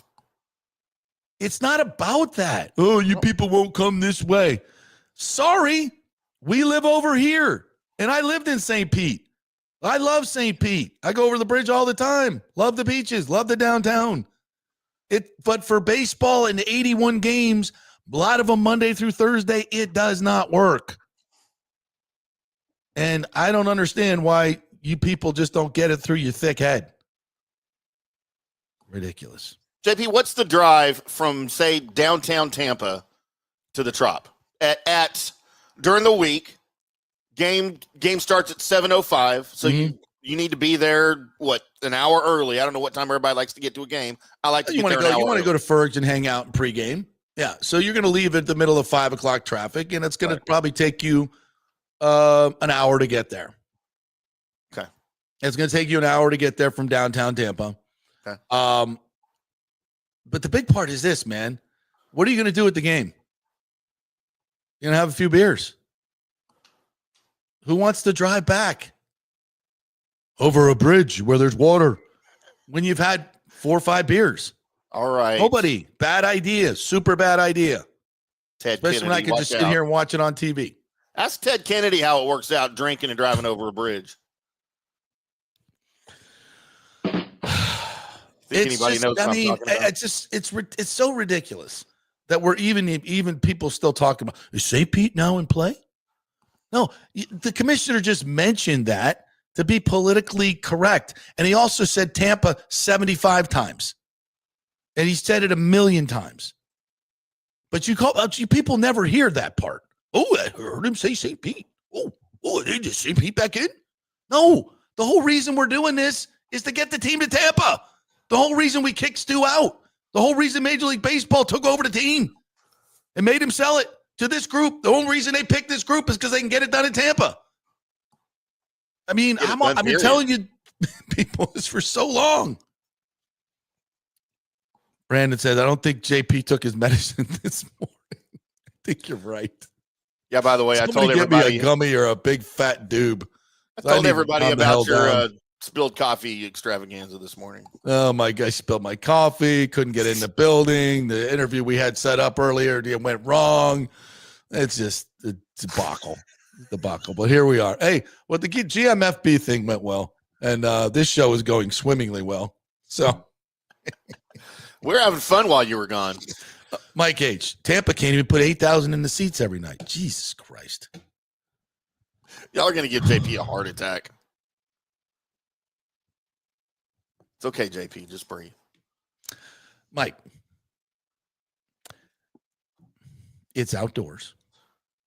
People don't like that. I have no problem with it. Most people don't like that. The team sucks. It's football season. Nobody cares about the Rays anymore. They can watch it on TV. You expect it to be packed 10,000 to see the Rays and the Jays, and half your team is from Durham? I mean, what are we talking about here? What are we talking about? How about this? How about we be big boys? How about we be big boys and adults, and we place the stadium in the middle of the market, have a beautiful stadium by the water, iconic, that people want to go to, like in San Francisco, or a beautiful stadium like in Houston, accessible, middle, Washington, National, all these new stadiums, they're beautiful. They have great transportation. They have, in the middle of the market where people can get to them. They got good teams. They got owners that they support. How about that? How about we have an ownership group that we actually want to support and not some team that is just, hates us all? Can we just do it right and see what happens? And stop with the Tampa versus St. Pete stuff. It's so childish and so stupid. It's so dumb. Put our big boy pants on like every other market. Fund the goddamn stadium in the middle of the market.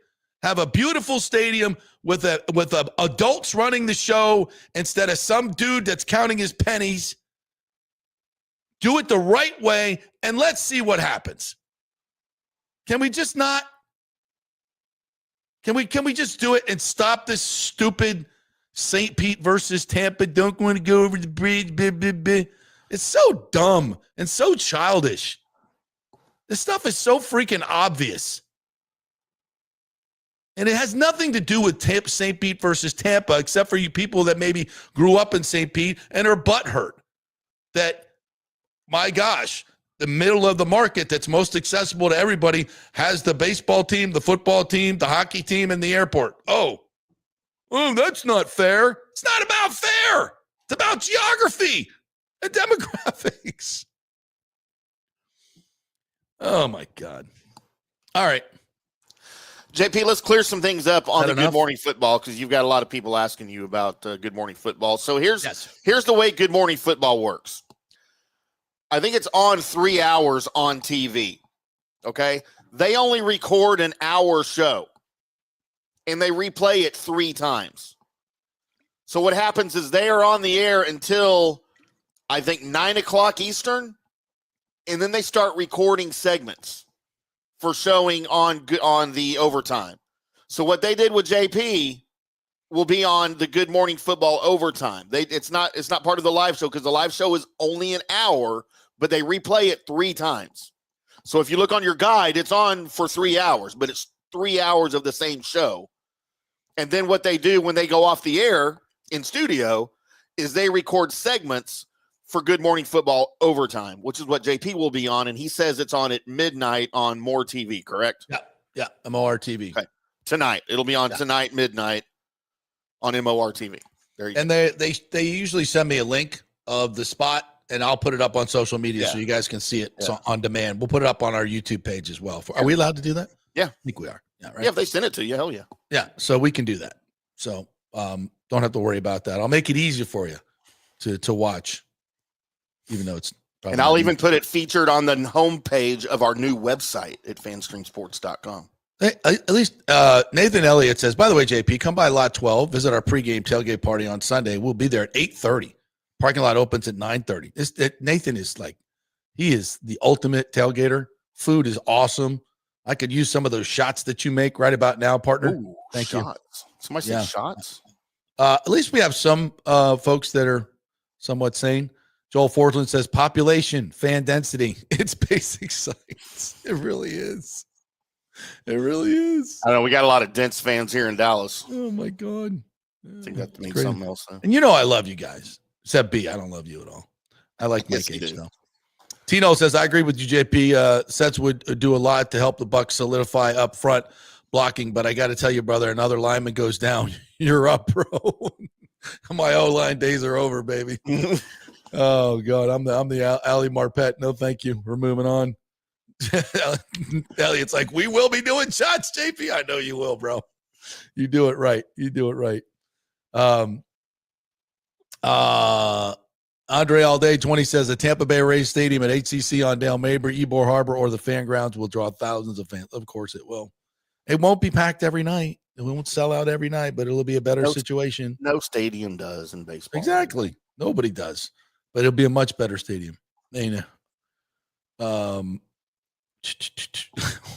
is this? Mike H. Shane Castor, how far can you throw that guy? What? That's a woman. It's a woman. What are you talking about? Marty Aaron said you're cranky today. You're damn right I am. He spilled his coffee on himself this morning. It smells like coffee too. I tried to wash it, but it doesn't. How do you like my new pullover? Those are great. Extreme Sports pullover. I started that on GMFB just for you, Timmy. Nice. You can buy these, right? Tell the folks. We talked about that while you were gone. We're hoping to launch our merch page next week. I got to get professionally made photos of all the attire because I realized that me just taking a picture of a T-shirt laying on my bedspread doesn't look very good. So I'm looking at AI-generated models wearing – just in fact, John, you want to see a couple of them? Because, dude, these are freaking great. Yeah. Because I found a website that will produce – AI-generated photos, and of course, I had to find the Asian lady for John, because that's his thing. So let me see if I can show these for you here. Go ahead and keep talking. I'll throw them up here when I get them. I'm going to get some of these other comments in here. David Terry says 21-14 Bucs. That sounds about right, David. I'll take that right now. Maybe 17-14. Chase McLaughlin bounces it off, but in. At the gun. Doink. But in. What if he misses at the gun, though? Oh, my God. B says, JP knows who I am. He'll be shocked when he finds out. Oh, I am curious now, B. Be a man. Step up. Tell me who you are. Or you don't have the testicles to do that. Who are you? Show your face, not your pussy cat. Oh. Although I think that's very appropriate. for your avatar. Shots fired. John Hill says, does Wirf come back at right tackle and keep Barton at left tackle? This is an interesting question, John Hill. And I don't know the answer to it. I pondered it. But I do know this. Kevin Carberry and Brian Pacucci, our offensive line coaches, they know the answer. And they're going to get it right. That I know. My guess would be for Barton, it's easier to play left tackle because he's played it before, and Wirfs has played right tackle before, obviously. So my guess would be you leave Barton at left tackle. What I'd like to see, honestly, is Barton go back to center, Bredesen go back to guard, Wirfs go to left tackle, and then Gedeke come back at right tackle. So stop changing all the different pieces. But listen, again, Carberry and Pacucci know way the hell more than I do, like infinitely more. I mean, and I trust them. They have proven that they know what the F they're doing, unlike the previous offensive line administration. These guys know what the F they're doing. So whatever they're doing, it's the right play. I am fully confident in that. So I don't worry about it. Whatever they put out there is the best they can do. But at some point, it's not good enough. It's just not in the NFL. You can't put a line out there like they're going to put out this week and expect this team to operate the way it normally does offensively. It's going to be a lot of what you saw in the middle of that Texans game, where we went 6 or 7 possessions without a score. That's what you're going to see, in my opinion. Hit the under, pound the under. Yeah, I just don't think offensively we're going to be able to do much at all. But we'll see. All right, JP, they play the games, kids. Tell me what you think of our virtual AI models for our fan stream sports attire here. And these are the we have AI models? Okay.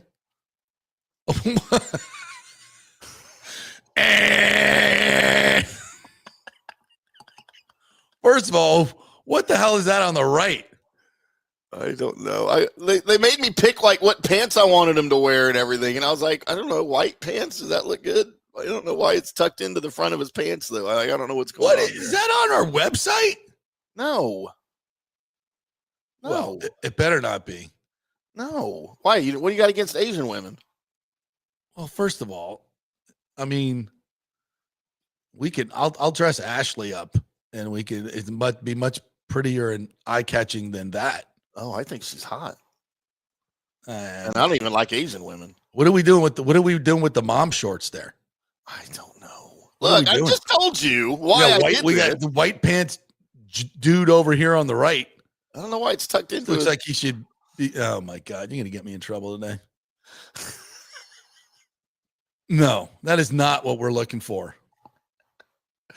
So yeah, I'm trying to find some professional looking pictures so I can show our attire. What did you input in? What did you prompt AI? Find me some douchebag looking dude in white pants and put a there's a website that does this for websites that sell, merch, sell clothing, but you don't have like real life models. So you just take whatever you're selling and you send it a picture and it will generate these AI models wearing your clothes for you to feature on your site. And there's like 100 different models you can pick from. That was just 2 that I did examples of. And you can do different poses. And it's all sorts of different stuff that's all AI generated so that I don't have to go hire a freaking modeling agency to people to wear our clothes. Because again, if I just take a picture of the shirt laying on my bed, nobody's going to buy that. It looks stupid.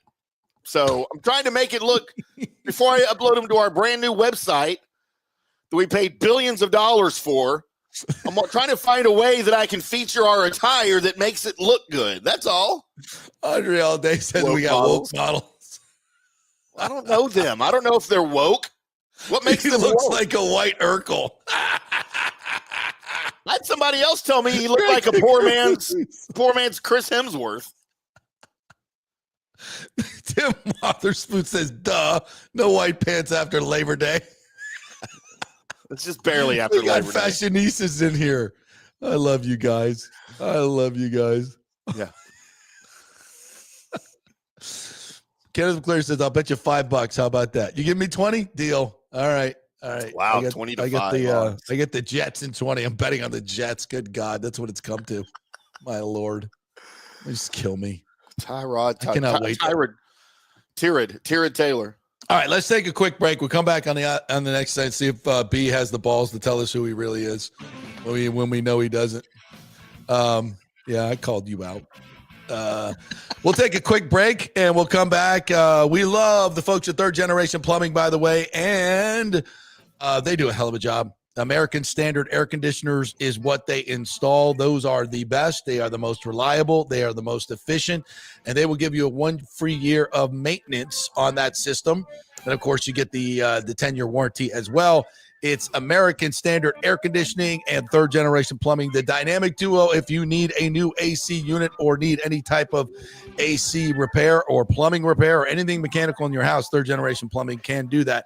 And American Standard is what they install for air conditioners, and they are the standard. ThirdGenerationPlumbing.com. Back in 3 to see who B might be.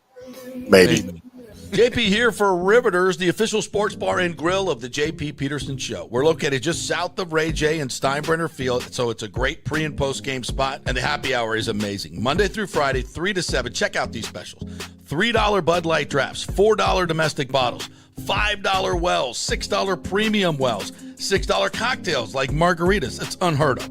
And the Riveters food is freshly made daily. No freezers. Happy hour food specials include $3.50 tacos and barbecue sliders. $6 you get edamame or chips with the beer cheese, which is amazing. $8 buffalo chicken dip, my favorite. The truffle fries, chili cheese fries, also $8 at happy hour, as well as other specials throughout the week, including Taco Tuesdays. You get $3 tacos, and Wing Wednesday, 7 o'clock to 1 a.m. in the morning. You get our amazing wings, 5 for $5 and $5 wells and wines. That's a good Wednesday night. So if you're tired of the preppy, overpriced generic sports bars, come see the amazing, friendly bartenders and staff at Riveters, where customer service really matters. Riveters, just south of where the Rays and Bucs play. We'll see you there. Experience the art of driving at Genesis of Tampa, where luxury meets innovation and every detail is crafted for you. From the bold G70 to the refined GV80, Genesis delivers power, elegance, and technology years ahead of its time. Book service online, and our Genesis Experience advisors will pick you up and drop off your vehicle. If available, you can enjoy a courtesy car while yours gets a complimentary interior vacuum plus a generous offer for your trade. Every new Genesis comes with the Miracle Advantage Plan, 10 years or 250,000 miles of powertrain warranty and 4 years of complimentary maintenance. Visit us at 801 East Bears Avenue or online at genesisoftampa.com. Genesis of Tampa, luxury redefined. Italiano Insurance would like to congratulate the Bucs on their 50th anniversary season. And you know what? We've been here for every season and then some, over 60 years in business. We've seen some smart coaches with great game plans, but if you don't have flood insurance or business insurance, that's a terrible game plan. That could ruin you financially. You don't want to take that L. So call 813-877-7799 and let their friendly agents quarterback your insurance and save you big money. Italiano also sponsors our FSU report every week, so go Noles. 813-877-7799 or go to italianoinsurance.com. JP here for my friend Jason Fawcett, owner of On-Site Construction. They do residential and commercial renovations and new construction. As a leading home builder and general contractor, On-Site Construction prides itself on transforming homes through superior craftsmanship, dedication to client vision, and an unmatched commitment to quality and service. It's about building relationships. We take the time to understand our clients' needs, preferences, and budgets so that we can deliver a personalized experience tailored to their unique vision. From the initial designs to the final touches, we're there every step of the way, ensuring that the end result mirrors your vision. Here are some testimonials from happy customers. G. Gibson says, no hidden costs, very honest, reliable, creative, and communicates well. Reasonable and fair with their pricing, no hidden costs. C. Smith said, did not disappoint. I'm very happy with the work. This company really cares and will take care of it. So if you're just thinking about building or renovating, give us a call and let's see what's possible. 813-579-5789 or check out our website at onsiteconstructionfl.com. Are you having legal issues with a business partner or other legal business issues? The attorneys at Walters, Levine, and DeGrave can help. Call 800-616-0384 for a free consultation. At Walters, Levine, and DeGrave, we've redefined what a law firm can be with top-tier attorneys, personal service, and 26 years of success. From business law to civil litigation, we deliver smart, client-focused solutions. Walters, Levine, and DeGrave recently won a $6.4 million jury verdict from a large real estate developer, and they can win for you too. Walters, Levine, and DeGrave. Let's solve it together. Not attorney spokesman. For a free consultation, call 800-616-0384 or go to walterslevine.com. Offices Tampa, Sarasota. Let's go. Right now, back to the show on FanStream Sports. Yeah, breaking news on the Buccaneers. But first, we want to tell you about the great folks at Cafe Paradiso. Go over to Cafe Paradiso this weekend and get yourself a great traditional Italian meal. The lasagna, the branzino, the farfalle salsiccia, my favorite.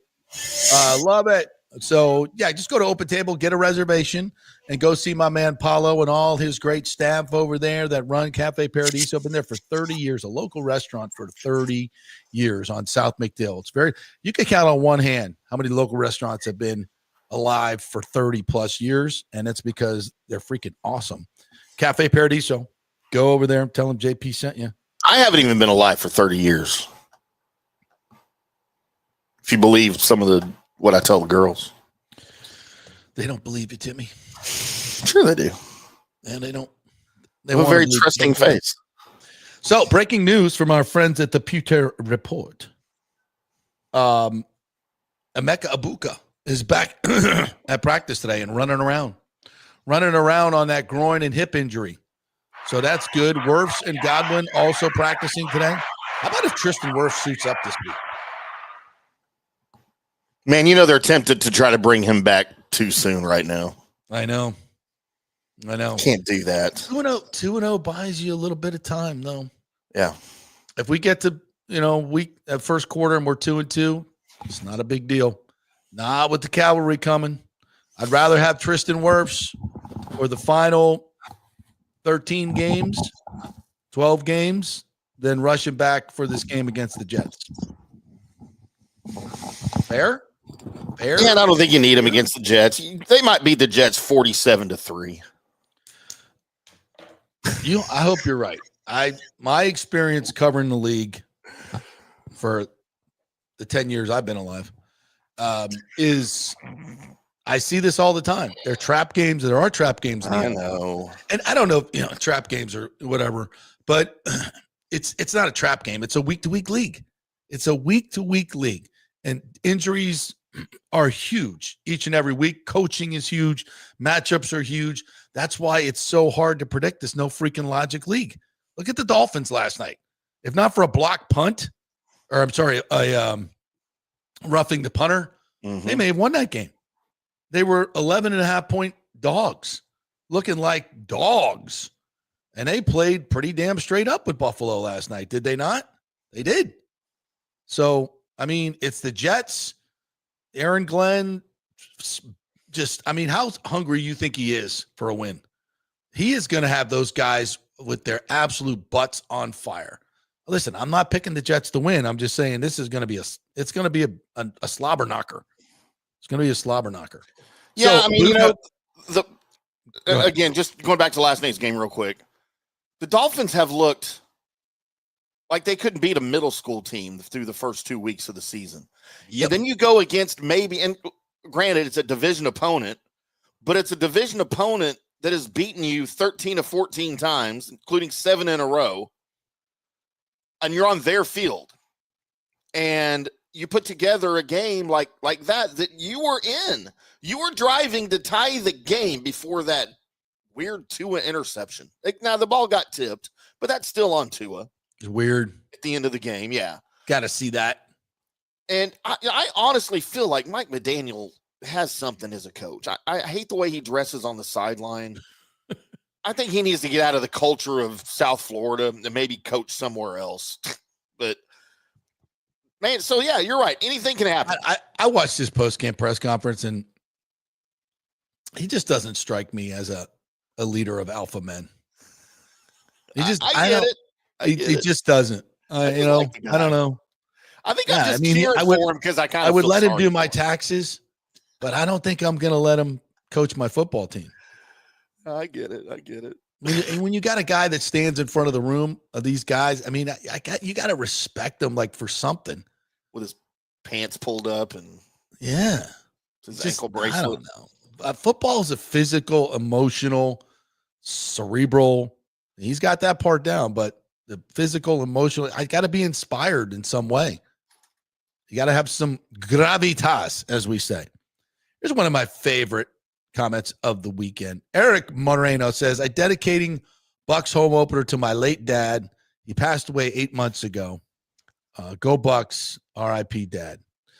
R.I.P. your dad there, Eric. That's awesome.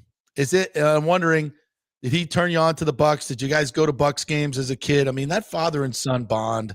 Like, I took my son to Wrigley Field. We watched the Rays play, and we rooted for the Rays. And he had his old, Rays shirt on. I mean, a beautiful day at Wrigley Field. I'm there with my son, my wife. That's what you live for, man. What you live for. And having us, and I think back on all the great times that we had when he was growing up, and the sports stuff that we did, and taking him to, getting him on the field at Bucs games and hockey stuff and Rays stuff. I mean, sports has been such a big part of my life, obviously, and the bonding part with your dad, man, that's special stuff. It is really special stuff, and it should always be treated as one of the most important things you do, whether it's sports or whatever you're sharing with your kids, man, of going out, taking them fishing, or take the time to just go out there and do that stuff, man. It's you'll never regret that. You'll only regret not doing it. You'll never, as much as we did, as in the trips that we took and all that, and we still take, I still say to myself, I see certain things, I'm like, God, I wish I would have done that with the kids when they were younger. Yeah. But we did a lot. So, but yeah, man, love that, Eric. God bless you, man. Sorry you lost your dad. It's good stuff. Having a great dad my dad's, he wasn't a great dad. So you guys that had great dads, I don't know what that's like, but it looks, that's why I tried to be a good dad as best I could. I really put a lot of intentionality into it and effort. And I hope I did a good job. My kids turned out pretty damn good. So really love that comment. Thank you for sharing that. Thank you, Eric. Do you guys ever have anything like that you want to share? Don't think it's not, that stuff is meaningful to me. It's really meaningful in life. It's really cool. Moms and great moms and great dads. That's what it's all about, kids. Yep. Makes a difference too. Craig DeCruz, on the other hand, says 3 wives, just 1 football team. Go Bucs. Right there with you, Greg. Hey, if you got to have loyalty, make it be to your football team. 100%. 3 ex-wives, 6 kids that I know of. I'll agree with Mike on this. Mike McDaniel looks like he's in another stratosphere. He always looks high. If that's what you meant. He's kind of like. If I lived in Miami, I'd probably want to be high all the time too. Yeah. Greg DeCruz also says the Bucs have never started a season without creating at least 1 turnover in their first 3 games. Law of averages dictates it happens. Reddick with the sack, fumble, touchdown. Ooh, that call. Go. It's Tyrod Taylor, though. It's Tyrod Taylor. He's going to throw us a couple, maybe 3. Here's the thing. You got to catch him. Yeah, Levante David. You got to catch him. Can we please just catch the freaking ball? All right. What else? You had a couple things you wanted to bring up, my friend. Feel free. Ashton Genty. Yeah, I just thought, from a national standpoint here, you got 2 of the biggest names in the draft that get drafted to not great teams. And we were talking all offseason, can a great running back come in as a rookie and turn a franchise around? Can a great now 2-way player in Travis Hunter come in and boost his team depending on how the team uses him? And so far through 2 games in the NFL season, both of these guys have just been humongous duds. And I'm not saying they're flops. Obviously, they're not busts. You know, we're 2 games into their careers. But I'm just wondering, is it the player that's the dud? Or is it the team that's the dud and not helping the player? For instance, Ashton Genty through 2 games here, as his Raiders are 1-1. 30 carries, 81 yards, 1 touchdown. That's 2.7 yards per carry. Jeez, Pete. That does not seem like a game-changing running back to me as a number 6 overall pick. Certainly not watched any of him. Certainly not what he did at Boise State. And again, if you look at Boise State without him now this year, they're nothing. Mm-hmm. By the way, Ashton Genty from Lone Star High School, about 3 blocks away from me right here, went to school with one of my kids, along with Nick Bolton over on the Chiefs. They went to high school together. Travis Hunter, who is supposed to be this game-changing 2-way player, he's going to help you on offense. He's going to help you on defense. He's got 9 catches for 55 yards, 6.1 yards per catch. He's been thrown at 3 times defensively with 2 completions. Doesn't seem like a game-changing cornerback either yet. Do we blame the teams or are we blaming the players for this? I'm blaming the hype in a lot of ways. I'm gonna blame the hype. First of all, I never thought that Travis Hunter was going to be this game-changing player on the offensive side because I don't think he's a great route runner. I don't think he's a great technician. He doesn't have unusual size to be, it doesn't have unusual speed. He's fast, but he got away with a lot of athleticism in college that you're just not going to get away with in the pros. Now, he could become a better route runner and be a more effective receiver. To me, I see him as a really natural, great corner. I think he's a really, really good corner. And if I were the Jags, I'd stick him at corner and just say, go play, and I'd use him like Dion. They used to use Dion, in special packages, and he'd run some deep routes and some crossers. They give him the ball in some screen situations. And gadget plays. You run some gadget plays with him on offense. Yeah, but trying to make him, learn both sides of the ball and be in the meeting rooms, I just think it's too much. I think it's too much. Hey, we have a special guest joining us here. He is the great Michael Murphy. Add that. There we go. There he is. What's up, partner? Hey, man. Great to see you. Great to be here. You got a nice office. You like? It's turned out very well. Thank you very much for our partnership here at Kingmakers Tampa. He is the owner of Kingmakers Tampa, Genesis of Tampa, who we represent so proudly. And he's a big ass Hurricanes fan. Yeah, it's borderline a problem. I like that kind of passion in my sports. I want people who are sick, very demented, and you are, my friend. Oh, it is. Demented and sick about University of Miami football, and I love it. I'm still not over that pass interference call against Ohio State. It was one of the worst calls of all time. I even as a Seminole, I was like, oops. Well, that was a little late. Yeah. Were you there? No, I wasn't. Thank goodness. But I remember being in the living room with my dad. Did you break a TV? No, but I did throw a glass. So much time went by. Either he couldn't get the flag out of his pocket, or the buzz came down. I'll never understand. The buzz came down from somewhere. Yeah. In my mind, there's 5 national championships. For the 6 is just a yellow flag, and then hopefully, Well, wait a minute. 2 of those need to be coming my way. Yeah, we could FSU. share them. 2 of those need to be ours. Parents. We were way better. You can have them for dinner every other Wednesday. Oh my God. And, every other weekend. I stood under the goalposts at the Orange Bowl. Oh, wow. I was literally under the upright. If you go look at the Dan Mowry one, I'm like, mother. Again? The Jerry Thomas one? Are you I'm like out under the upright on almost every one of these wide right, wide left, whatever the hell it was. So what are you doing October 4th? I'll be in Tallahassee. Will you be by the field goal? I will not be on the field. Okay. I will be hopefully in a luxury box, quite hammered and enjoying an FSU win. I just want us to both get there undefeated. Oh, absolutely. I keep envisioning what does 3 versus 6 or 4 versus 7 look like. The old days. I mean, we're back. Now, I don't know if we're back as a team, but the state of Florida in college football excellence is back. Well, I'll say this, Michael. I don't think that we're going to have sustained 14 straight years in the top 5 like FSU. Those days are over. With the transfer portal, and NIL, where you can just go out and buy other teams' players, it's going to be more NFL-like, more parity, I think. So I think those days of long, consistent success. So when you get a pocket like this, a season where both teams are playing well and we can get into the top 5 and have this matchup, dude, we're gonna savor this, because it's not going to be like the old days. No, and it won't. And here's another reason why. There's a good chance we play each other twice this year. I know. Well, I don't know. You guys have a hard time making it to the ACC championship, so this year's about trying new things. Why not? I'll say this: this is the best Miami team I've seen since 2001. This team is really freaking good. Yeah, absolutely. It's really good. That said, and we had Scott Carter from FloridaGators.com earlier on. This is going to be a tougher game than you think. Oh, absolutely. Or maybe you do. Maybe you do know that this is going to be a slobber knocker. It was interesting. I was just on the phone with some Genesis people, and I said, "What do you think? You coming down to the game?" I said, "Absolutely."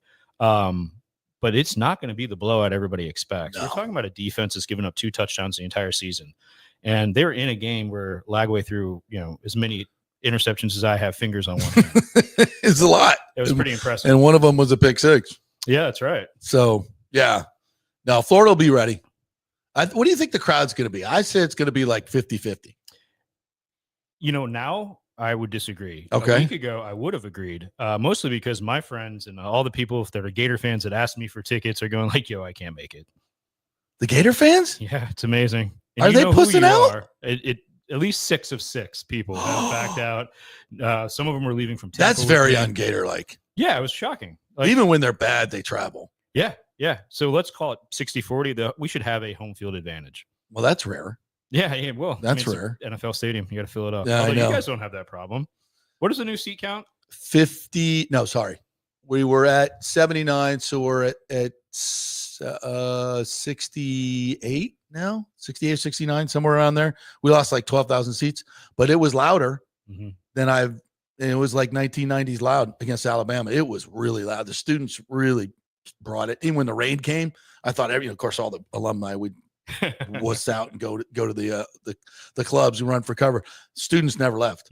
They were, in fact, I ran into a couple FSU students last night, my son's fraternity brothers, and I was like, "Were you in that student section?" They was like, "Yeah." I go, "You guys did not leave." When he said, "No, we didn't." Everybody's like, "We're not leaving. We're not effing leaving. We're staying." And they did on a couch. Yeah, and I was like, "Wow, nice job." What about at halftime? It looked like the whole team stayed behind in the rain for an extra 60 minutes. Yeah. Norvell brought them all up, and just it was about 2 or 3 as Alabama was running off the field. They brought them all up, and whatever he said, it worked. Because they did not let down in the second half. I don't know how good FSU is. I have a feeling they're pretty good. I know Miami's really good. The Gators, I'm not really sure about. Yeah, I think they're good, but I don't. It's the coaching, and but they came back last year and finished strong. So I expect them to show up big. I don't know if they can win the game, but I think it's going to be a good one. It'll still be a game in the fourth quarter. That's for sure. So you're going down there, going to be a college game day? You're going to be on the set with the guys? I'll leave a little later. Later? They turned down me as their celebrity guest picker. Can you believe that? Unacceptable. What the hell? Just when you think you got dirt on Curb Street. What the hell? Golly. Do you see who's doing it, by the way? What? Who is the guest picker? The guest picker? I didn't even recognize him. I was like, who is the guest picker? Let me guess. No, go ahead and tell me. No, let me pull it up because I don't want to get it wrong. Because I go, who? What? Why? You didn't even know this person was a Miami person? No. So it's a big reach, is what you're saying. The guest picker. Well, I would have guessed they would have gone with a safe one, like The Rock or yeah, The Rock that's a no-brainer. Get Irvin to just go. Yeah, The Rock must not have been available. Yeah, he's probably filming something. Or Dion said, "Don't do it." You're a Colorado guy now. Yeah, I hope not. Yeah. You don't even know the name? Hold on a second. It is must be. Okay. So it's actually the Panthers left wing. Matt, you think Kachuk? Matthew Kachuk is the guest picker. Yeah, like how does he represent the U again? I guess he plays for the hockey team in Sunrise. Yeah, that's ridiculous. Well, maybe hockey season starting soon. When does hockey season start? He has no connection to the University of Miami at all. Yeah, thank you, Timmy. That's ridiculous. He's a native of Scottsdale, Arizona. That's a huge reach. Well, maybe they're going after that NHL college football. ESPN thing. hates the NHL. ESPN has the NHL package though, so they're promoting NHL at the same time. Oh, but they never promote the NHL. I know it. They're going to do it to piss all the Hurricanes. It's just fans off. silly. All right, so give me a prediction. Hmm. Give me a prediction. I think it's gonna be 24-16 Miami. 24-16 Miami. All right. Tight game in the fourth. That means they cover. Yeah. What is the spread? I last That's 7.5? 7.5. Yeah. 7.5? Okay. But I think it's gonna be Hey, late. real quick, Genesis of Tampa, you just opened it up, and you're doing a re-grand opening. Is this true? Yeah, so the grand opening itself is October 3rd. Friday will be the ribbon cutting, a lot of fun. But then we've got our grand opening weekend. October 4th and 5th is going to be really special. We've got some local Tampa celebrities coming out for some events. Unfortunately, it's Florida State Miami week, so that's what are you doing? You're killing me, bro. Yeah, I apologize for that. But it's a great place to watch a game. Wear, your orange and green, wear your garnet in old gold. And either way, we're going to be a fun, inviting, welcoming location. It's a lot. It is a lot of fun over there. You guys have a great It's time. amazing product. It is. I got to get one. Yeah, I keep telling you that, but we got to say I got to get over there. I got to get out of my car and get into. I don't think I can afford the SUV, even though it's very affordable. But we got to pay Molly Karam, our new host. Right. I drove a Genesis Coupe for a long time, and I love that car. A G70 is The where I would start. G70, yeah. It's fun to drive. It makes driving a sedan fun again. Yeah. But don't underestimate the value of a GV70. I mean, with our lease specials being where they are, you can be driving one of these for less than $400 a month. Get out. Yeah. GV70. Less than 400? Yep. The right amount down, right credit. We can make it happen. The credit's good. I know yours is. Absolutely. What about credit of about $372? What can you do for me here in Dallas? We got a Schwinn, probably. 12th Street. About half down. We can finance the other half. That's a downgrade from my Trek, though. It's 5-speed. It's not even a 10-speed. It's 5-speed. It's got a little basket in front. It's nice for you. Be perfect. That's pretty impressively low. I've seen a few of those in my time.